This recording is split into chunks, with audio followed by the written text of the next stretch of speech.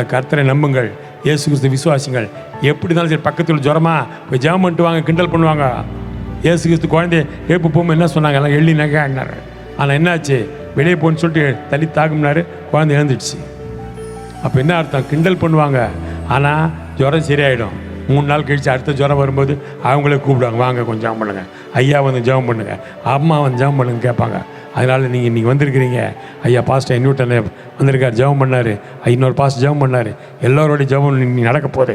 உங்கள் துக்கம் சந்தோஷமாக மாறப்போகிறது. இன்றைக்கு வந்திருக்க காரியம் மத்தியின் வீட்டுக்கு போகும்போது உங்கள் விடை, உங்கள் நெஞ்சில் உள்ள காரியங்களுக்கு ஒரு விடை காத்திருக்கிறது. இயேசு கிறிஸ்து விடை தருவார். காலையில் வந்து சாட்சி சொல்லுங்க, சார் போனேன் நேற்று, எனக்கு அதுக்கு விடை கிடச்சிச்சு. அதான் உண்மை. கர்த்தரை நம்புங்கள், எல்லா விஷயத்திலும் உங்கள் கர்த்தரை காப்பாற்றுவார். உண்மையிலே சொல்லுவாங்க, இந்தியாவில் கிறிஸ்தவர்கள் மதம் மாற்றுகிறார், மதம் மாற சொல்லவில்லை, மனம் மாற சொல்லியிருக்கிறோம்.